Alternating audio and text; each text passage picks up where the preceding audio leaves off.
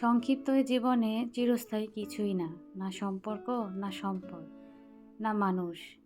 কিন্তু যেটা থেকে যায় তা হলো কারো সুন্দর ব্যবহার, একটা মায়াভরা কথা, একটু সহানুভূতি, একটু শ্রদ্ধা। এগুলোই মনে গেঁথে থাকে সারা জীবন। শেষমেশ মানুষ কি বলছে মনে থাকে না, কিন্তু কেমন ব্যবহার করেছে তা চিরদিনই মনে থাকে। তাই সুন্দর ব্যবহারই আমাদের সবচেয়ে বড় চিহ্ন। হ্যালো এভরিওয়ান, আসসালামু আলাইকুম। কী অবস্থা সবার, কেমন আছেন সবাই? আশা করি যে যেখান থেকে আমার ভিডিওটি দেখছেন অথবা শুনছেন সবাই মহান আল্লাহর রহমতে ভালো আছেন, সুস্থ আছেন, নিরাপদে আছেন। আলহামদুলিল্লাহ, আমরাও আপনাদের দোয়ায় আল্লাহর রহমতে ভালো আছি। নতুন দিনে নতুন আরও একটি ব্লগ ভিডিও নিয়ে সবাইকে ওয়েলকাম করছি আমার চ্যানেলে। আশা করছি আজকের ভিডিওটি আপনাদের কাছে বেশ ভালো লাগবে। ভিডিও শুরুতে আপনাদের সবার কাছে একটা অনুরোধ রইল, ভিডিওটি ভালো লেগে থাকলে প্লিজ একটা লাইক দিয়ে ফুল ভিডিওটি কন্টিনিউ করবেন। ভিডিওটি কেউ টেনে টেনে অথবা স্কিপ করে দেখবেন না প্লিজ।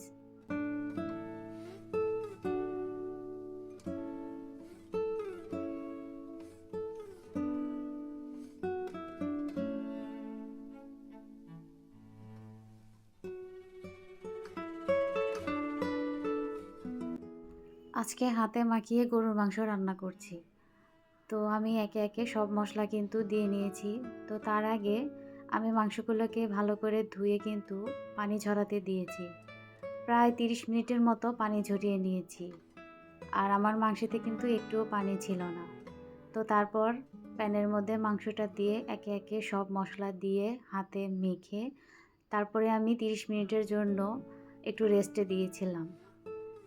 মাংসের মধ্যে মশলা দিয়ে যদি একটু সময় দেওয়া যায়, রেস্টে রাখা যায়, তাহলে কিন্তু মাংসের ভিতরে মশলাগুলো খুব ভালো করে মিশে যায় এবং সেই মাংসটা খেতে কিন্তু অনেক বেশি ভালো হয়।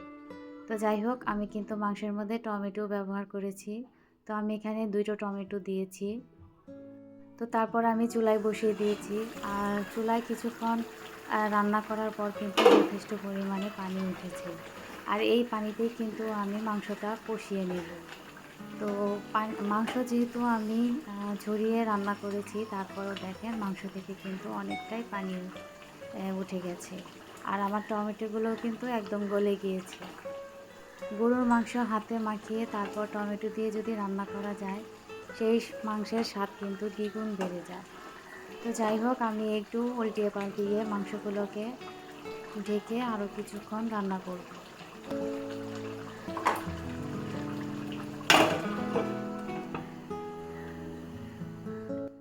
বেশ অনেকটা সময় মাংস কষানোর পরে এখন এই অবস্থায় এসেছে, তেলগুলো উপরে উঠে এসেছে। তো সেই মুহূর্তে আমি মাংসতে ঝোলের জন্য পানি দেব এবং মাংসটাও সেদ্ধ হওয়ার জন্য কিছু পানি দেব। আর এখানে আমার 2 মগ পানি দিয়েছি এবং যেহেতু আমি খুব বেশি পরিমাণে পানি রাখবো না, আর মাংসটা যেহেতু শক্ত, একটু সেদ্ধ হওয়ার জন্য সময় দিতে হবে। তো যাই হোক, তারপর কিন্তু আমি অনেকটা সময় রান্না করে নিয়েছি। আর এই হচ্ছে আমার মাংসের ফাইনাল লুক। তো আপনারা বলবেন কমেন্টে যে আমার মাংস রান্নাটা কেমন হয়েছে।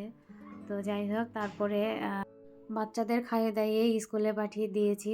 তো ওদের স্কুলে দিয়ে আমি আবার বাসায় চলে এসেছি। আজকে আবার বাহিরেও যেতে হবে, বাহিরে একটা কাজ আছে। তো ওদেরকে আমি স্কুল থেকেই নিয়ে যাব বিকেলবেলায়।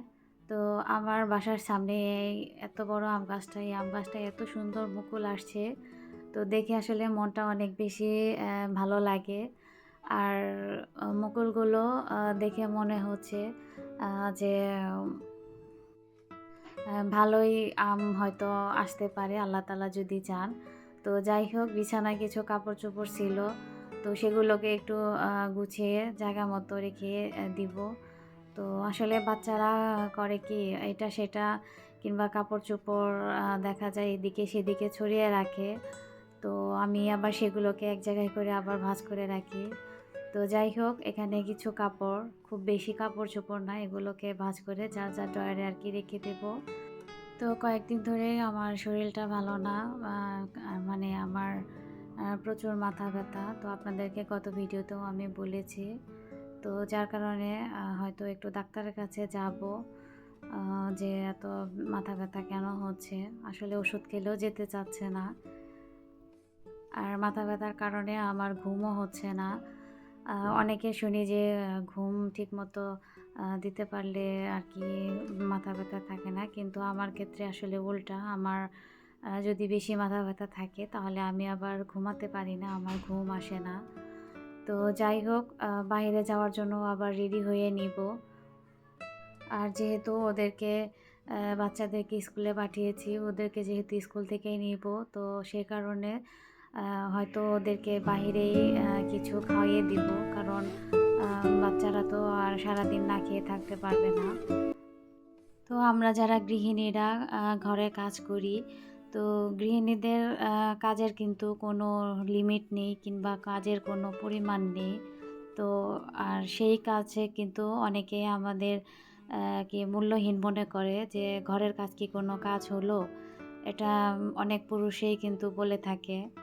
তো সারাদিন সংসারে কাজ করার পর যখন এরকম কোনো কথা আমরা শুনি, তখন কিন্তু আমাদের অনেক বেশি কষ্ট হয়। কারণ আমরা সারাদিন সংসারের পিছে অক্লান্ত পরিশ্রম করি, আবার বাচ্চাদের দেখাশোনাও করি।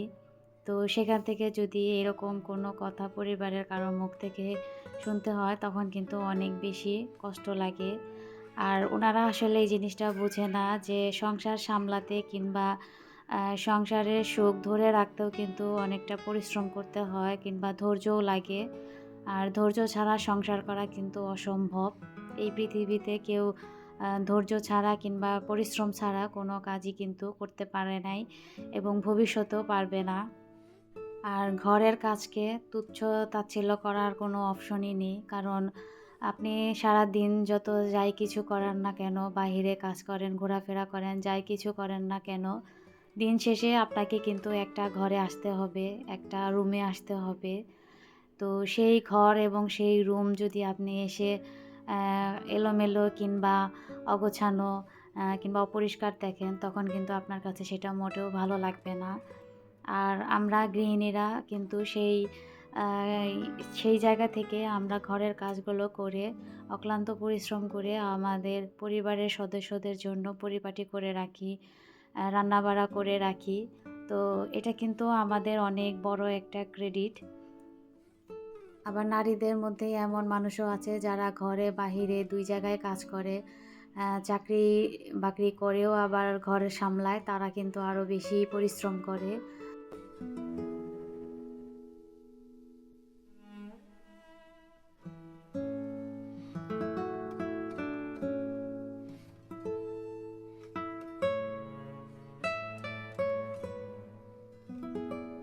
তো যাই হোক, আমি অনেক কথাই বলে ফেললাম। ভুল ত্রুটি হলে আমাকে ক্ষমা সুন্দর দৃষ্টিতে দেখবেন।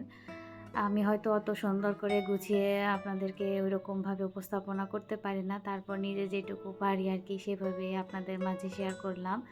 তো যাই হোক, বাচ্চাদের নিয়ে বাহিরে যেহেতু এসেছি আর বাহিরের কাজটাও শেষ করেছি, ডাক্তার দেখানো হয়ে গেছে। তারপরে তো বাচ্চাদের নিয়ে খেতে এসেছি। ওরা অনেক বেশি ক্ষুধার্ত ছিল। তো ওদেরকে জিজ্ঞেস করা হলো কি খাবে? ওরা বলল যে আ এই নান রুটি খাবে।